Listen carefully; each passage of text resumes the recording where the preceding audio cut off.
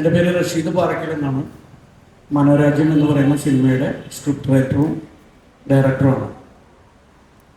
ഞങ്ങൾ ഓസ്ട്രേലിയയിൽ പോയിട്ടാണ് പൂർണ്ണമായിട്ടും ഈ സിനിമ ചെയ്തിട്ടുള്ളത്. അനസ്മോൻ എന്ന് പറയുന്ന ഒരു സുഹൃത്താണ് ഇതിൻ്റെ പ്രൊഡ്യൂസർ വന്നിട്ടുള്ളത്. ഈ ഇരിക്കുന്ന GP, രഞ്ജിത, ഗോകുലൻ, അതുപോലെ നവാസ് വള്ളിക്കുന്ന് തുടങ്ങിയ ആർട്ടിസ്റ്റുകളുമായിട്ടാണ് ഓസ്ട്രേലിയയിലേക്ക് പോയത്. മറ്റുള്ളവർ അവിടെയുള്ള ആർട്ടിസ്റ്റുകളും കൂടെ അഭിനയിച്ചിട്ടുണ്ട്. അദ്ദേഹമാണ് ക്യാമറ ചെയ്തിരിക്കുന്നത്, മാതേഷ് എന്ന് പറയുന്നത്. അതുപോലെ യുവനസിയോ എന്ന് പറയുന്ന ഒരു സുഹൃത്താണ് മ്യൂസിക് ചെയ്തിരിക്കുന്നത്. അതിലൊരു ഗാനം നിഖിൽസൺ എന്ന് പറയുന്ന പുതിയ ഒരു മ്യൂസിക് പയ്യൻ ചെയ്തിട്ടുണ്ട്. അതിൻ്റെ ഒരു ഗാനം രഞ്ജിതയാണ് എഴുതിയിരിക്കുന്നത്. ഈ മാസം 30-ാം തീയതി സിനിമ റിലീസാവുകയാണ്. വളരെ മനോഹരമായ രീതിയിൽ ലളിതമായി കോമഡി മിക്സ് ചെയ്തുകൊണ്ട് ഒരു കണ്ടന്റ് ഞങ്ങൾ പറയാൻ ശ്രമിക്കുകയാണ്. ഞങ്ങൾക്കൊക്കെ അത് ഇഷ്ടപ്പെടും എന്നുള്ള ആത്മവിശ്വാസത്തിലാണ് ഞങ്ങളിവിടെ വന്നിരിക്കുന്നത്. തുടക്കം എന്നുള്ള രീതിയിൽ ഇത്രയാണ് ഇതിനെക്കുറിച്ച് പറയാനുള്ളത്.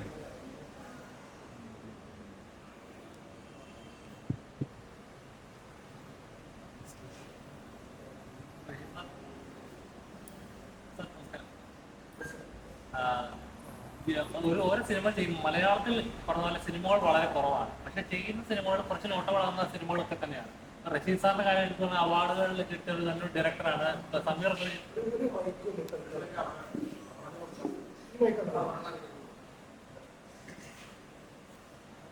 അദ്ദേഹത്തിന്റെ ഷോർട്ട് ഫിലിമുകളായാലും ചർച്ചകളായിട്ടുണ്ട്. സമീർ എന്ന ചിത്രവും ചർച്ചകളായിട്ടുള്ള അദ്ദേഹമായിട്ടുള്ള എക്സ്പീരിയൻസ് ഒക്കെ ഉണ്ടായിരുന്നു.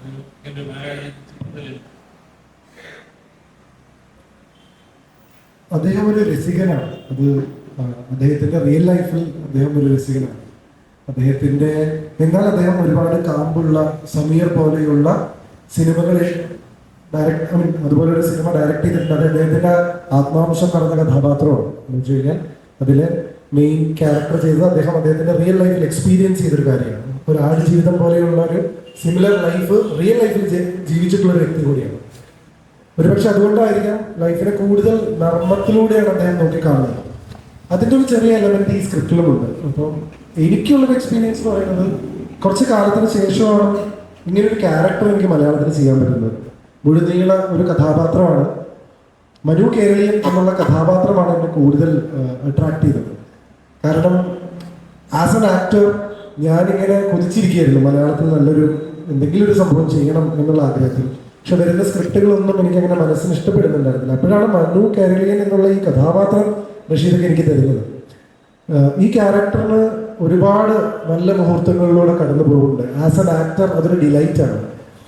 പ്രണയമുണ്ട്, അദ്ദേഹത്തിൻ്റെ മാനസിക സംഘർഷങ്ങളുണ്ട്, അസ്വസ്ഥതകളുണ്ട്, അദ്ദേഹത്തിൻ്റെ സന്തോഷങ്ങളുണ്ട്. അപ്പോൾ പല പല മുഹൂർത്തങ്ങളിലൂടെ കടന്നു പോകുമ്പോൾ ഒരു പെർഫോമർ എന്നുള്ള രീതിയിൽ അത് എനിക്ക് വളരെ ചാലഞ്ചിങ്ങും അതേപോലെ തന്നെ എക്സൈറ്റിങ്ങും ആയിരുന്നു. ഞങ്ങൾ തമ്മിൽ നല്ലൊരു സിങ്ക് ഈ ഒരു സമയം കൊണ്ട് തന്നെ ഞങ്ങൾക്കത് ഫീൽ ചെയ്തിരുന്നു. കാരണം പലപ്പോഴും ഞാൻ ചിന്തിക്കുന്ന സാധനം ഞാൻ റഷീദിക്കോട് പറയുന്നതിന് മുമ്പ് റഷീദിക്ക് എൻ്റെ അടുത്ത് പറയുകയും ചില കാര്യങ്ങൾ ഞാൻ പറയുമ്പോൾ അയ്യോ ഞാനിതിപ്പോൾ ചിന്തിച്ചതേ ഉള്ളൂ എന്ന് തിരിച്ച് മറുപടി പറയുകയൊക്കെ ചെയ്യുമ്പോൾ, അല്ലെങ്കിൽ ചില നോട്ടങ്ങൾ കൊണ്ട് ഞങ്ങൾക്ക് കമ്മ്യൂണിക്കേറ്റ് ചെയ്യാനൊക്കെ വർക്കിൻ്റെ ഇടയിൽ സാധിച്ചിട്ടുണ്ട്. അതായിരുന്നു ഞങ്ങൾ തമ്മിലുള്ള ഒരു കെമിസ്ട്രി. അപ്പം അദ്ദേഹം എഴുതി വെച്ച കഥാപാത്രവും എഴുതി വെച്ച കഥയും എത്രത്തോളം ഉള്ളിലേക്ക് എടുക്കാൻ പറ്റുമോ, എത്രത്തോളം മനസ്സിലാക്കാൻ സാധിക്കുമോ അത്രത്തോളം ഞാൻ മനസ്സിലാക്കാൻ ശ്രമിച്ചിട്ടുണ്ട്. അദ്ദേഹത്തിന്റെ കൂടെ വർക്ക് ചെയ്യൽ ഒരു വളരെ രസകരമായിട്ടുള്ള മുഹൂർത്തങ്ങൾ തന്നെയാണ്.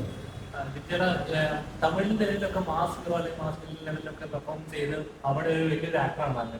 മലയാളത്തിലേക്ക് വരുമ്പോൾ ഈ പറഞ്ഞ ഒരു ക്യൂട്ടായിട്ടുള്ള റൊമാൻറ്റിക് അങ്ങനത്തെ കഥാപാത്രങ്ങൾ നിന്ന് ലോക്കായി പോയി തോന്നുന്നുണ്ടോ? അത് ബ്രേക്ക് ചെയ്യുന്ന ഒരു കഥാപാത്രങ്ങൾ വരാത്തതാണോ? അങ്ങനെ ലോക്കായി പോയി തോന്നുന്നില്ല. കാരണം ഞാനധികം മലയാള സിനിമകൾ ചെയ്യുന്നില്ല. ഇപ്പോൾ ക്യൂട്ടായിട്ടുള്ള എത്ര കഥാപാത്രങ്ങൾ ചെയ്തു എന്ന് ചോദിച്ചാൽ എനിക്ക് തന്നെ പെട്ടെന്ന് എടുത്ത് പറയാൻ പറ്റുന്നില്ല. ഇപ്പൊ പ്രേതത്തിലൊരു കഥാപാത്രം മാത്രമാണ് കുറേ കാലം മുമ്പ് ചെയ്തതാണ്. അതൊരു ക്യൂട്ടായിട്ടുള്ള ക്യാരക്ടറാണ്. പക്ഷെ അതിനുശേഷം നീരജയിലെ സിനിമയിലുള്ള കഥാപാത്രം ഒട്ടും ഒരു ക്യൂട്ടായിട്ടുള്ള ക്യാരക്ടറാണ്, ഇന്റൻസ് ആയിട്ടുള്ള ക്യാരക്ടറാണ്. പക്ഷെ സ്വാഭാവികമായിട്ടും എനിക്ക് തെലുങ്കിൽ കിട്ടുന്ന കഥാപാത്രങ്ങൾ ഇവിടെ വരുന്നില്ല. കാരണം തെലുങ്കിൽ ഞാൻ അരങ്ങേറ്റം കുറിച്ചത് അലവൈകുണ്ഠപുരമൂലു ആ ഒരു സിനിമയിൽ അല്ലു അർജുന്റെ വില്ലനായിട്ടാണ്. പിന്നെ ബംഗാരാജുവിൽ വളരെ സ്ട്രോങ് ആയിട്ടുള്ള ഒരു വില്ലൻ കൊടൂര വില്ലൻ ക്യാരക്ടർ പോലത്തെ അതായതുകൊണ്ട് കുറെ സ്ട്രോങ് ക്യാരക്ടേഴ്സും അല്ലെങ്കിൽ ആളുകൾ പ്രതീക്ഷിക്കാത്ത സാധനങ്ങളും വില്ലനായിട്ട് നിന്ന് നായകനായിട്ട് മാറുന്ന അങ്ങനത്തെ ഒക്കെ കുറെ സാധനങ്ങൾ അവിടെ വരുന്നത്.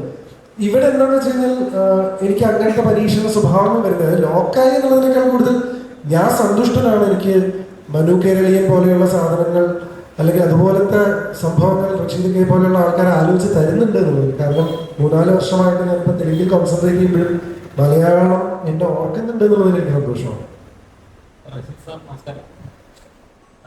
സാർ ഓരോ ചിത്രങ്ങൾ ചെയ്യുമ്പോഴും ഓരോ മെസ്സേജ് ഉണ്ടാവും. അപ്പോൾ സൊസൈറ്റി കൊടുക്കാൻ പറ്റുന്ന ചർച്ചകളാവുന്ന ലെവലിലുള്ള സബ്ജക്റ്റുകളാണ് ചെയ്യാറുള്ളത്. മനോരാജ്യം എന്താണ് മുന്നോട്ട് വെക്കുന്നത്? ചെറിയ നമുക്ക് ഞാൻ പറയാറുണ്ട്, നമുക്ക് വലിയ ഗൗരവമുള്ള അല്ലെങ്കിൽ എന്താ പറയുക അത്രയും ടഫായിട്ടുള്ള സിനിമകൾ ഇപ്പോഴത്തെ കാലഘട്ടത്തിൽ സാധാരണ പ്രേക്ഷകർക്ക് കാണുന്നത് അത്ര വലിയ മാനസികമായിട്ട് തയ്യാറെടുപ്പ് കുറവാണ്. വളരെ ലളിതമായിട്ട് എന്നാൽ എന്തെങ്കിലും ഒരു കണ്ടന്റ് ഉള്ള രസകരമായി ചിത്രീകരിച്ച് അവസാനം എന്തെങ്കിലും ഒരു കണ്ടന്റ് ഉണ്ടാവുകയും ആശ്വാസത്തോടെ തിരിച്ചു പോരുകയും ചെയ്യുന്നൊരു മാനസികാവസ്ഥ ഇപ്പോഴത്തെ പ്രേക്ഷകർക്കുണ്ട്. അതിപ്പോൾ ഒരു പുസ്തകം വായിക്കുമ്പോൾ പോലും ഉണ്ട്, നമുക്കറിയാലോ. ഒരുപാട് ഉണ്ടെങ്കിൽ നമ്മൾ വായന നിർത്തുകയും ഏറ്റവും ചുരുക്കി പറയാൻ കൃത്യമായിട്ട് പറയാൻ പറ്റുമോ ഉണ്ടെങ്കിൽ അത് വായിക്കപ്പെടുകയും ചെയ്യും. ആ രീതിയിൽ വർക്ക് ചെയ്ത ഒരു സംഭവമാണ്. ഇതിലും വളരെ ജീവിതത്തെ സ്പർശിക്കുന്ന അല്ലെങ്കിൽ നമ്മുടെയൊക്കെ പലരുടെയും ജീവിതത്തിൽ സംഭവിക്കാവുന്ന ഒരു കണ്ടന്റ് ഉണ്ട്. പക്ഷെ അത് അവതരിപ്പിച്ചിരിക്കുന്നത് അതിനെ രസകരമായിട്ടും ചിരിക്കാനും ഒക്കെ ആയിട്ടാണ്. അത് ഓസ്ട്രേലിയയുടെ ഒരു പശ്ചാത്തലത്തിൽ കൂടി ആയതുകൊണ്ട് അതിനൊരു പ്രത്യേക മാനം വന്നിട്ടുണ്ട്. അഭിനയിക്കാൻ മാത്രമല്ല, പാട്ട് എഴുതുകയും ചെയ്തിട്ടുണ്ടോ? എല്ലാ മേഖലകളിലും ചെയ്യാൻ താല്പര്യമുണ്ടോ?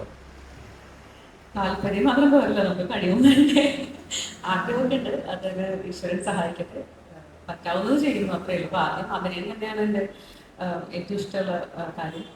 എഴുത്ത് വെറുതെ കുത്തിക്കുറിക്കാറുണ്ട്, അങ്ങനെയേ ഉള്ളൂ, അല്ലാതെ വലിയൊരു റൈറ്ററൊന്നും അല്ല. ഇദ്ദേഹമൊക്കെ ഒരുപാട് നോവൽസ് എഴുതിയിട്ടുണ്ട്, രക്ഷിക്ക ലിറിക്സ് ഒരുപാട് എഴുതുന്ന ആളാണ്. ഞാൻ വെറുതെ കവിതകളൊക്കെ ഇങ്ങനെ 2 വരി 3 വരി 4 വരെയൊക്കെ എഴുതി അങ്ങനെ വെക്കാറുള്ളതാണ്. പക്ഷെ ഇതിലെങ്ങനെയോ ഭാഗ്യവശാൽ അതൊരു ലിറിക്സായി അവർ അംഗീകരിച്ച് അതൊരു പാട്ടായി കേൾക്കാൻ ഭാഗ്യമുണ്ടായി. അതിൽ ഒരുപാട് സന്തോഷമുണ്ട്. അത് വലിയൊരു ഇപ്പോൾ വരുന്ന പുതിയ പെൺകുട്ടികൾക്ക് പ്രത്യേകിച്ച് അത് വലിയൊരു പ്രചോദനമാണ്, എന്താ എൻകറേജ്മെന്റ് ആണ്, വലിയൊരു കാര്യമാണ്. അപ്പോൾ ഒരുപാട് സന്തോഷവും നന്ദി എനിക്ക് ടീമിനോട് എല്ലാവരോടും ഉണ്ട്. ഈ സിനിമയിലെ കഥാപാത്രം എത്രത്തോളം സ്ട്രോങ് ആണ്? ഇതിനു മുമ്പ് പത്രസൻ പടവുകളിലെ കഥാപാത്രമായാലും കുറച്ച് ബോൾഡാണ്, കുറച്ച് ക്യൂട്ടാണ്, അങ്ങനത്തെ കഥാപാത്രങ്ങളൊക്കെയാണ്. ഇതിലെ കഥാപാത്രം അങ്ങനത്തെ ഒരു ടൈപ്പ് കഥാപാത്രമാണ്? ഇത് വളരെ നോർമലായിട്ടൊരു കഥാപാത്രമാണ്. അങ്ങനെ പ്രത്യേകിച്ച് ഒരുപാട് ക്യാരക്ടേഴ്സ് ഒന്നുമില്ല. കേരളത്തിൽ നിന്ന് പോയി ഓസ്ട്രേലിയയിൽ സ്ഥിര താമസമാക്കിയ ഒരു പ്രവാസി മലയാളി, ആവറേജ് പ്രവാസി പെൺകുട്ടികൾ എങ്ങനെ ഉണ്ടാവും അത്രയും ഉള്ളൂ, ഒരുപാടൊന്നും പറയാനില്ല. അത് ഈ ക്യാരക്ടേഴ്സ് കൂടുതലും ഇതിൽ സ്വഭാവ വിശേഷങ്ങൾ ഉള്ളത് നമ്മുടെ ജിപിയുടെ ക്യാരക്ടറിന്. ജിപിനെ നിങ്ങൾക്ക് അറിയാലോ, എപ്പോഴും ഭയങ്കര വൈബാണ്, എപ്പോഴും തമാശ പറയുന്നു, ഇറിറ്റേറ്റ് ചെയ്യുന്നു, എന്താ ഡിഫറെന്റ് മൂഡാണ്. നമുക്ക് ഒരിക്കലും അത് പ്രത്യേകിച്ച് ഓസ്ട്രേലിയ ആക്കണം, നമ്മുടെ ഡയറക്ടറും അതുപോലെ തന്നെ മനുഷ്യനാണ്. സോ അതുകൊണ്ട് തന്നെ ഞാൻ നേരെ കോച്ച് ചെയ്ത് കഴിഞ്ഞിട്ടാണ് മനോരാജ്യം പോയത്. അപ്പൊ ആ ഒരു ഡിഫറൻസ് ഭീകരമായിരുന്നു. പക്ഷെ രണ്ടും രണ്ടാണ്, എനിക്ക് രണ്ടും ഇഷ്ടപ്പെട്ടു, രണ്ടും ഭയങ്കര രീതിയിൽ എൻജോയ് ചെയ്ത്. ഭയങ്കരമായിട്ടൊരു നമ്മള് വീട്ടിലൊക്കെ നമ്മളെല്ലാവരും കൂടി ഇപ്പോൾ കാര്യങ്ങളൊക്കെ ചെയ്യില്ലേ, അതുപോലെ അത്രയും ലളിതമായി സന്തോഷത്തോടെ ഐക്യത്തോടെ ഷൂട്ട് ചെയ്ത ഒരു പടമായിരുന്നു. പിന്നെ ഇങ്ങനെ സംഭവിക്കുമ്പോൾ ജീവിതത്തിലൊന്നും അറിയില്ല. ഒരുപാട് പഠിക്കാൻ പറ്റി, ഒരുപാട് നല്ലൊരു എക്സ്പീരിയൻസ് ആയിരുന്നു. ആ ഒരു സെറ്റപ്പിലൊന്നും ആയിരുന്നില്ല. വളരെ ലളിതമായിട്ട് വളരെ കുറച്ച് ക്രൂവിൽ വെച്ചിട്ട് ഭയങ്കര ഫ്രണ്ട്ലി ആയിട്ട് ഷൂട്ട് ചെയ്ത ഒരു സിനിമയാണ് അത്. എനിക്ക് തോന്നുന്നു റഷീദ് കയ്യിൽ തന്നെ ഈ DOP അണ്ണനൊക്കെയാണ് അങ്ങനെ പെട്ടുകൊടുത്തോളൂ. ഇത്രയും ലളിതമായിട്ട് വളരെ മിനിമൽ എക്യുപ്മെൻസും ആർട്ടിസ്റ്റിനെ കുറിച്ചിട്ട് ചെയ്യാൻ പറ്റുന്ന ഇതൊക്കെയാണെന്നുള്ളത്. അപ്പോൾ അതിൽ നമുക്ക് ചില സംശയങ്ങളൊക്കെ ഉണ്ടായത് എങ്ങനെ വരും എന്നുള്ള കാര്യത്തിൽ. പക്ഷേ ഞാൻ സിനിമ കണ്ടപ്പോൾ ഹാപ്പിയാണ്, ഭയങ്കര രസമായിട്ട് വന്നിട്ടുണ്ട്. ആ ഒരു കാര്യങ്ങളൊന്നും നമ്മുടെ അടുത്ത് ഇല്ല, കൂടുതൽ സെറ്റപ്പ് ഇല്ലാത്തതിൻ്റെ ഒരു ദാരിദ്ര്യം നമുക്ക് സിനിമയിൽ ഫീൽ ചെയ്യില്ല. അതെല്ലാം മേക്കപ്പ് ചെയ്തുകൊണ്ട് വളരെ ഭംഗിയായിട്ട് നല്ല ക്യൂട്ടായിട്ട് സിനിമ വന്നിട്ടുണ്ട്. നല്ല വിഷ്വൽസ് ആണ്, നല്ല എക്സ്പ്ലോർ ചെയ്തിട്ടുണ്ട്. എങ്ങനെ ഉണ്ടായിരുന്നു? എത്രത്തോളം കംഫർട്ടബിൾ ആയിരുന്നു അവിടെ ഷൂട്ട് ചെയ്യാനൊക്കെ? കംഫർട്ടബിൾ എന്ന് വെച്ചാൽ അങ്ങനെയല്ല. ഒരു ഏത് സിനിമകളും കുറച്ച് റിസ്ക് ഫാക്ടർ ഉണ്ടാവും. പക്ഷേ ഇത് അന്യദേശത്തിൽ ചെയ്തത് കൊണ്ട് നമ്മളിപ്പോൾ ഒരു സ്ഥിരം അബ്രാഡിൽ ഷൂട്ട് ചെയ്യുന്ന ഭാഗത്ത് ഒരു മിനിമം ക്രൂ പോയിട്ട് ഒരു പാട്ടോ കുറച്ച് സാധനങ്ങൾ മാത്രം എടുത്തുകൊണ്ടാണ് ഇവർക്കുള്ള കൺസെപ്റ്റാണ്. അപ്പോൾ നമ്മൾ ഈ മൊത്തം പരിപാടി അവിടെ തന്നെ ചെയ്യുമ്പോൾ അതിൻ്റെതായിട്ട് ബന്ധപ്പെട്ട കുറച്ച് ബുദ്ധിമുട്ടുകൾ ഉണ്ടായിരുന്നു. ഈ കഥയും ഇത് സപ്പോർട്ട് ചെയ്ത് ഈ ക്രൂ നല്ല ഫാമിലിയായിട്ട് സപ്പോർട്ട് ചെയ്തുകൊണ്ട് ആണ് നമ്മൾ ഇത്രയും കാര്യങ്ങൾ ഭംഗിയായിട്ട് ചെയ്യുന്നത്.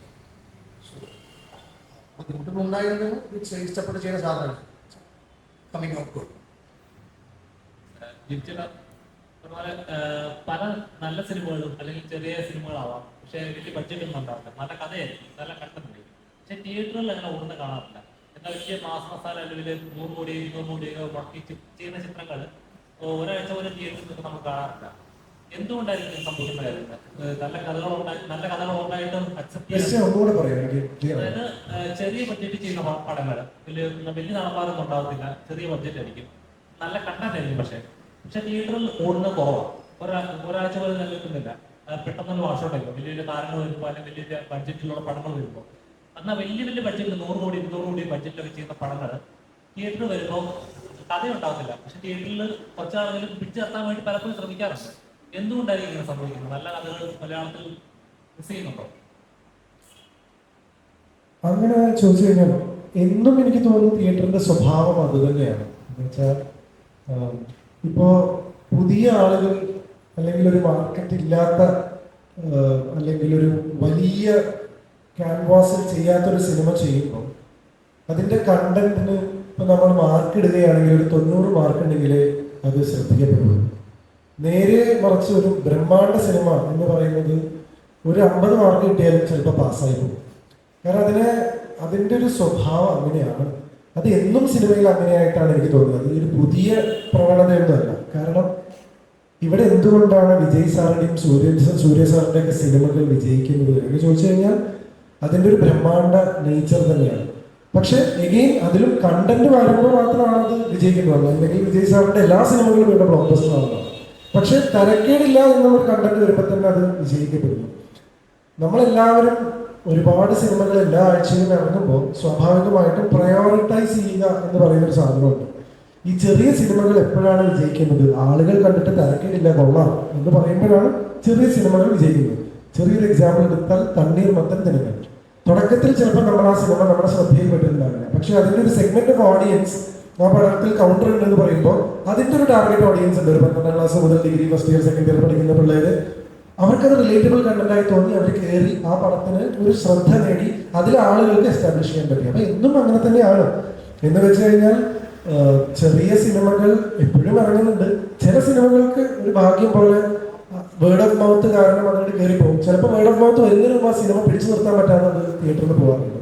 പക്ഷെ വലിയ സിനിമകൾക്ക് എന്നും ശ്രദ്ധയുണ്ട്. ഇപ്പൊ അടുത്ത രജനീകാന്ത് സാറിന്റെ പടം കാണാൻ താങ്കൾ പോയില്ലേ? എന്തായാലും പോകും. ഫസ്റ്റ് ഡേ ഫസ്റ്റ് ഷോന് പോകും. ഫസ്റ്റ് ഡേ ഫസ്റ്റ് ഷോ എന്തുകൊണ്ടാണ്? ആ സിനിമ എന്താന്ന് പോലും നമുക്ക് അറിഞ്ഞൂടെ. പക്ഷെ ചെറിയ ആൾക്കാർ, ഇപ്പൊ മനോരാജ്യം തന്നെ, നിങ്ങൾ ചിലപ്പോൾ റിപ്പോർട്ട് വന്നിട്ട് പോവാം, അല്ലെങ്കിൽ ഇതിന്റെ ഭാഗമായതുകൊണ്ട് ചിലപ്പോൾ നിങ്ങൾ കാണും, നിങ്ങൾ പ്രസ് മീറ്റിൽ വന്നുകൊണ്ട്. അല്ലെങ്കിൽ നിങ്ങൾ എന്താ ചെയ്യുക? പടം ഇറങ്ങട്ടെ, ഇങ്ങനെ ഉണ്ടെന്ന് അഭിപ്രായം കേൾക്കട്ടെ. ഇത് തന്നെയാണ് വളരെ ലളിതമായിട്ടുള്ള ഉത്തരം പറയുന്നത്. അപ്പൊ എന്താണെന്ന് വെച്ച് കഴിഞ്ഞാൽ ഈ ചെറിയ സിനിമകൾ ചെയ്യുമ്പോൾ ഞങ്ങൾ ഒരുപാട് പണിയെടുക്കേണ്ടി വരും. അല്ലെങ്കിൽ സ്ക്രിപ്റ്റിലാണെങ്കിലും ഭയങ്കര എക്സെപ്ഷണൽ 90 മാർക്കെങ്കിലും 100 കിട്ടുന്ന ഒരു സാധനം കൊടുക്കുമ്പോഴാണ് ചെറിയ സിനിമകൾ അവിടെ എത്തുന്നുള്ളൂ. ഇനി അത് മാത്രമല്ല, കാരണം ഈ 90 മാർക്ക് എന്ന് ഇടുന്നത് ആരാണെന്നുള്ളത് കൂടി അതിൽ വെച്ച് വലിയൊരു ഘടകമാണ്. എന്ന് വെച്ച് കഴിഞ്ഞാൽ ആദ്യ ദിവസത്തിൽ തിയേറ്ററിൽ കയറുന്ന ആൾക്കാർ 90 മാർക്ക്, അല്ലെങ്കിൽ വീട്ടിലിരുന്നപ്പോൾ ഒരു ഫാമിലി ഓഡിയൻസ് 90 മാർക്ക് കൊടുത്താൽ പടം വിജയിക്കണമെന്നില്ല. കാരണം അവർ രണ്ടാമത്തെ ആഴ്ചയിൽ കയറുള്ളൂ. ഒരു 12ാം ക്ലാസ് മുതൽ ഡിഗ്രി തേർഡ് ഇയറിലൊക്കെ കയറുന്ന ഒരു പിള്ളേരുടെ സെറ്റ് ഉണ്ട് നമ്മൾ. അവർ 90 മാർക്ക് തന്നാൽ ഇപ്പൊ ആദ്യത്തെ സിനിമകൾ വിജയിക്കുന്നുള്ളൂ. അതൊരു കാരണമായിട്ട് എനിക്ക് ഫീൽ ചെയ്തു. വലിയ കാര്യത്തിൽ വന്നിട്ട് ബോളിവുഡ് സിനിമകളൊക്കെ മൊത്തം ഈ പറഞ്ഞ പോലെ എന്താ പറയുക, ബോളിവുഡ് സിനിമകൾ അല്ല, ബേസിക്കലി എന്താന്ന് വെച്ച് കഴിഞ്ഞാൽ മെഗ്നാനിമിറ്റി മാത്രമല്ല, കണ്ടന്റ് നന്നായാൽ മാത്രമേ നന്നുള്ളൂ. ഇപ്പോൾ ഒരു വലിയ സിനിമയാണ് ബാഹുബലി, പക്ഷെ ബാഹുബലിയുടെ കണ്ടന്റും ഒരു ക്യൂരിയോസിറ്റി ഉണ്ടാക്കി. കട്ടപ്പ എന്തിനാണ് ബാഹുബലിയെ കൊന്ന് എന്നുള്ളത് കേരളത്തിലും തമിഴ്നാട്ടിലും നോർത്ത് ഇന്ത്യയിലും എല്ലായിടത്തും ആളുകൾ ചോദിച്ചപ്പോഴാണ് ബാഹുബലി 2 എന്ന് പറയുന്ന സാധനം ഹിന്ദിയിൽ പോലും 750 കോടി ഉണ്ടാക്കിയിട്ട് ഒരു ഡബ്ഡ് സിനിമ ഹിന്ദി സിനിമാ ചരിത്രത്തിൽ തന്നെ ഏറ്റവും കളക്റ്റഡ് ആയിട്ടുള്ള സിനിമയായി മാറിയത്. കരൺ ജോഹറിന്റെ ഒരു പ്രസ് മീറ്റിൽ കരൺ ജോഹർ പറഞ്ഞൊരു പോയിന്റാണ്, നമ്മുടെ ഇൻഡസ്ട്രിയിലെ ഏറ്റവും കളക്റ്റഡ് ആയിട്ടുള്ള ഒരു സിനിമ ഒരു തെലുങ്ക് ഡബ്ബ് സിനിമയായിട്ടുള്ള ഒരു സിനിമയാണ് ഹിന്ദിയിൽ ഏറ്റവും കൂടുതൽ കളക്ട് ചെയ്ത പടം. അപ്പൊ കണ്ടന്റ് തന്നെയാണ് അതിനകത്ത് മെയിൻ ആയിട്ട് വരുന്നൊരു സംഭവം എന്ന് പറയുന്നത്. അപ്പൊ ഹിന്ദി സിനിമകൾ കണ്ടന്റ് വൈസ് കുറച്ച് നന്നാകുമ്പോൾ അത് വലിയ സ്കെയിലിൽ പോകും, പക്ഷെ അത് അല്ലാതെ പോകുമ്പോൾ സ്വാഭാവികമായിട്ടും അത് വീണ് പോകും. അത്രേ ഉള്ളൂ. മലയാള സിനിമയിൽ താരമൂല്യം എപ്പോഴും പ്രധാനമാണല്ലേ? ലോകത്ത് എല്ലായിടത്തും താരമൂല്യം പ്രധാനമാണ്. മലയാള സിനിമയിലൊന്നുമില്ല, ഹോളിവുഡ് സിനിമയിൽ പോലും തിയേറ്റർ കിട്ടണമെങ്കിൽ ഒരു ടോം ക്രൂസിനെ പോലെയുള്ള ഒരു സിനിമ ചെയ്യുന്ന ആൾക്കാർ ഇറക്കുന്ന സിനിമ പോലെ നമുക്ക് അവരുടെ സിനിമകളിൽ അറിയുള്ളൂ. നിങ്ങൾ അല്ലാതെ അവിടുത്തെ യങ്സ്റ്റേഴ്സിന്റെ ഒരു 5 ആക്ടേഴ്സിനെ ഞങ്ങളുടെ സ്റ്റേച്ചറിൽ നിങ്ങൾ നിൽക്കുന്ന 5 ഹോളിവുഡ് ആക്ടേഴ്സിന്റെ പേര് പറയും, ഒരാൾ വരുമ്പോൾ നിങ്ങൾക്ക് പറയാൻ പറ്റില്ല. കാരണം താരമൂല്യമുള്ള പടങ്ങൾ മാത്രമേ എന്നും എവിടെയും പോകുന്നുള്ളൂ. പക്ഷെ ടോം ക്രൂസും ആദ്യത്തെ പടത്തിൽ ഡെബ്യൂട്ടഡ് ആയിരുന്നു. ആ പ്രതീക്ഷയിലാണ് ഞങ്ങൾക്ക് സിനിമ ചെയ്തുകൊണ്ടിരിക്കുന്നത്.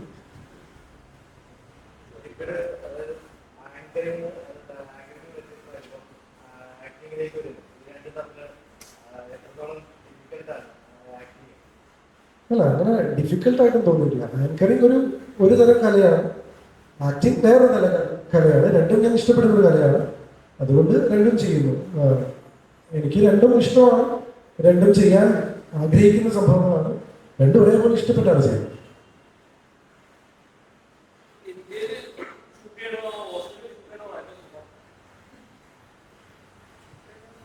ഷൂട്ടിംഗ് എല്ലായിടത്തും ഒരേപോലെ തന്നെയാണ്.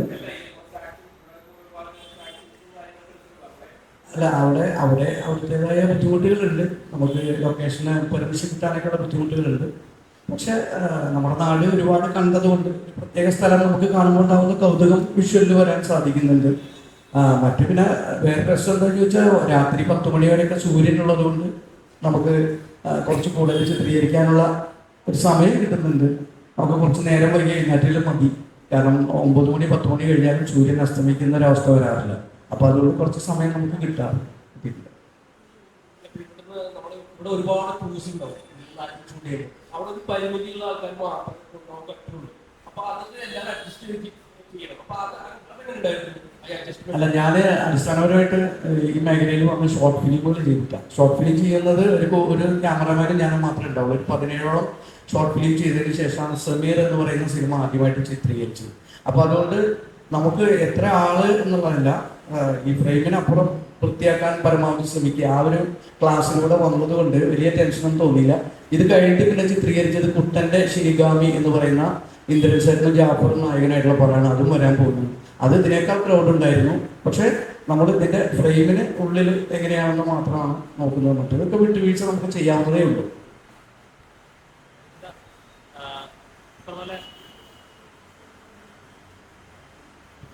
നല്ല മാർഷൽ ആർട്സ് ഒക്കെ പഠിച്ചിട്ടുണ്ടെന്ന് പറഞ്ഞു കേട്ടിട്ടായിരുന്നു. ഇപ്പൊ മലയാള സിനിമയിലെ മിക്ക നായികമാരും നായകന്മാരും ഒക്കെ ഇതെല്ലാം പഠിച്ച് ഓരോ മേഖലയിലെല്ലാം പഠിച്ചുകൊണ്ടിരിക്കുകയാണ്. എന്തെങ്കിലും ബിഗ് പ്രോജക്റ്റ് വരുന്നുണ്ടോ? മാർഷ്യൽ ആർട്സ് മാത്രമല്ല, നമുക്ക് എന്തും പഠിക്കാൻ കഴിയുന്നതോറും നല്ലൊരു കാര്യമാണ് ഞാൻ കാണുന്നത്. ഞാൻ നൃത്തം അറിയാം, മാർഷ്യൽ ആർട്സ് ഒരു സിനിമയ്ക്കായിട്ട് തന്നെയാണ് തുടങ്ങിയത്. അല്ലാതെ ഇങ്ങനെ അതിൽ എന്താ പറയുക, കുറച്ച് അങ്ങനെ നല്ല ശക്തിയുള്ള ശക്തിയൊന്നുമല്ല, പക്ഷെ സിനിമയ്ക്ക് വേണ്ടി പഠിച്ചു തുടങ്ങിയതാണ്. അപ്പൊ അതിന്റെ ചർച്ചകളും സംഭവങ്ങളും നടക്കുന്നു. അനൗൺസ് ചെയ്യാറായിട്ടില്ല. ശരിയാണെങ്കിൽ അല്ല നടക്കട്ടെ, നല്ലൊരു കാര്യമാണ്. അപ്പൊ ഞാൻ പറയാം, ഇതിനൊരു ഭാരം. ഞാനൊരു ഓസ്ട്രേലിയക്ക് പോകുന്നതിന് മുമ്പ് പഠിക്കാൻ പറ്റിയിരുന്നെങ്കിൽ എന്ന് തോന്നുന്നു.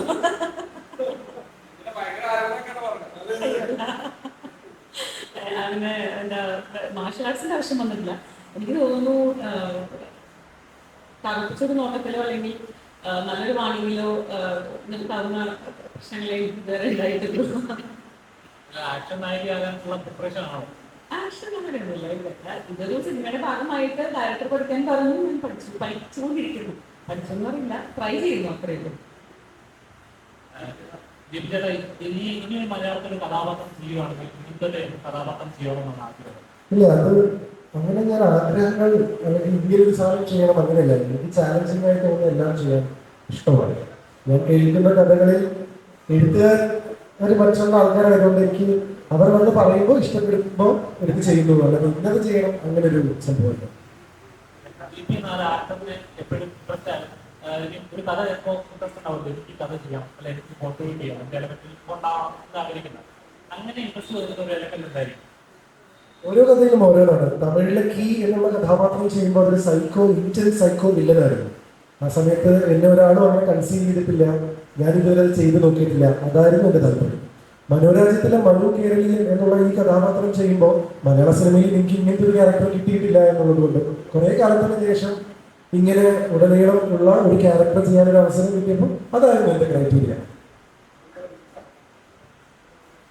ഒരു കാര്യം ഇടപെട്ടോട്ടെ, ഞങ്ങൾ മെൽബൺ ഓസ്ട്രേലിയയിലേക്ക് പോവുകയായിരുന്നു.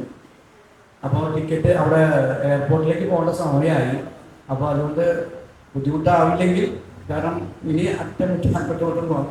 എന്നുവെച്ചാൽ സന്തോഷവാർത്ത എന്താണെന്ന് വെച്ച് കഴിഞ്ഞാൽ നേരത്തെ നിങ്ങൾ എല്ലാവരും ചോദിച്ചത് കുറേ പരിമിതികൾ ഉണ്ടായിരുന്നു, നമുക്കൊരു വലിയ ക്രൂ ഉണ്ടായിരുന്നില്ല. ഓസ്ട്രേലിയയിൽ ആദ്യമായിട്ട് പൂർണ്ണമായി ചിത്രീകരിക്കപ്പെട്ട സിനിമയാണ്. പക്ഷെ അതിനൊക്കെയുള്ള ഒരു റിവാർഡ് പോലെ, നിങ്ങൾക്ക് സന്തോഷം പോലെ മെൽബൺ ഇന്റർനാഷണൽ ഫിലിം ഫെസ്റ്റിവലിൽ നമ്മളുടെ ഒഫീഷ്യൽ സെലക്ഷൻ കിട്ടി. ഈ 25-ാം തീയതിയാണ് സിനിമയുടെ വേൾഡ് പ്രീമിയർ. എല്ലായിടത്തും റിലീസ് ചെയ്യുന്ന ഓഗസ്റ്റ് 30-ാം തീയതിയാണ്. പക്ഷെ മെൽബൺ ഫിലിം ഫെസ്റ്റിവലിലാണ് ആദ്യമായിട്ട് സിനിമ പ്രദർശിപ്പിക്കാൻ പോകുന്നത്. അപ്പോൾ അവിടേക്ക് നമ്മൾ രണ്ടുപേരും പോകുന്നുണ്ട്. അപ്പോൾ അതിന്റെ ഭാഗമായിട്ട് ആ ഒരു സന്തോഷത്തിൽ കൂടിയാണ്. കാരണം ഇത്രയും കഷ്ടപ്പെട്ട് ഇത്രയും ബുദ്ധിമുട്ട് എല്ലാവരും ചെയ്ത് കുറേ കാലത്തിന് ശേഷം ഞാനൊരു മലയാള സിനിമ ചെയ്യുന്നു. ഈ പറഞ്ഞ പോലെ എല്ലാവരും ഇത്രയും പറഞ്ഞതിന്റെ ഒരു ഫലമായി കിട്ടിയൊരു കാര്യം കൂടിയാണ്. അപ്പോൾ ഇന്ന് രാത്രി അടുത്തൊരു 2 മണിക്കൂറിന്റെ ഉള്ളിലാണ് ഫ്ലൈറ്റ്. അതുകൊണ്ട് മാത്രമാണ്, കാരണം നിങ്ങൾ ചോദിക്കുന്ന ചോദ്യങ്ങൾക്കൊക്കെ ഉത്തരം പറയാൻ ഒരുപാട് ഇഷ്ടമുള്ളവരാണ് നിങ്ങളൊക്കെ. ഇത് നിങ്ങളാണ് ഞങ്ങളൊക്കെ സപ്പോർട്ട് വേണ്ടതും. 30-ാം തീയതി പടം റിലീസാണ്. അതിന്റെ തൊട്ട് മുമ്പായിട്ട് അവിടെ പോയി തൊട്ടേ എന്ന് പറഞ്ഞ് ഞങ്ങൾ തിരിച്ചു ഓടി വരും. പോയി 2-3 ദിവസത്തിനുള്ളിൽ 25-ാം തീയതി പ്രീമിയർ കഴിഞ്ഞ് പിറ്റേ ദിവസം അപ്പത്തേക്ക് ഞങ്ങൾ തിരിച്ചു കയറും. അപ്പോൾ ഇവിടെ വന്ന് തീർച്ചയായിട്ടും പടം റിലീസ് ചെയ്യുമ്പോൾ നിങ്ങൾക്ക് ഇഷ്ടപ്പെട്ടു കഴിഞ്ഞാൽ ആത്മാർത്ഥമായിട്ട് നിങ്ങൾ പ്രൊമോട്ട് ചെയ്യുക. ഒരു വലിയ സിനിമയൊന്നുമല്ല, നിങ്ങൾ പറഞ്ഞ പോലെ വലിയ ക്യാൻവാസിൽ വരുന്ന പടമല്ല, കുട്ടിപ്പടമാണ്. എന്തുകൊണ്ടാണത് ഓടാത്തത് ചോദിക്കുന്ന നിങ്ങളിൽ നിന്ന് ഞങ്ങൾ നല്ലതാണെന്ന് തോന്നുകയാണെങ്കിൽ നിങ്ങളെല്ലാവരും ചെയ്യുക. സ്നേഹം കാണിച്ചാൽ മതി. ഇഷ്ടപ്പെട്ടല്ലോ നിങ്ങളൊക്കെ കൂടിക്കഴിഞ്ഞാൽ ഈ പടം വിജയിക്കുന്ന ഉറപ്പാണ്. കാരണം അതിഭീകരമായിട്ടുള്ള കാര്യങ്ങളൊന്നും നമുക്ക് പറയാനില്ല. വൃത്തിയും വെടുപ്പിൽ ഒരുവിധം അവിടുത്തെ സാഹചര്യം വെച്ചിട്ട് അയ്യേന്ന് പറയാത്ത രീതിയിൽ ഞങ്ങൾ ചെയ്തു വെച്ചിട്ടുണ്ട്, ആത്മാർത്ഥമായിട്ട് ചെയ്തിട്ടുണ്ട് മാക്സിമം. അപ്പൊ അതുകൊണ്ട് അത് കണ്ട് ഇഷ്ടപ്പെടുകയാണെങ്കിൽ മാക്സിമം പബ്ലിസിറ്റി കൊടുത്ത് ഞങ്ങളെ കൂടെ നിൽക്കണം. തീർച്ചയായും മലയാളികൾ മനസ്സിലുള്ള ഒരിക്കലും കൈവെട്ടിട്ടില്ല. മലയാളികളുടെ മനോരാജ്യം മാർക്ക് ആശംസിക്കുന്നു. Thank you.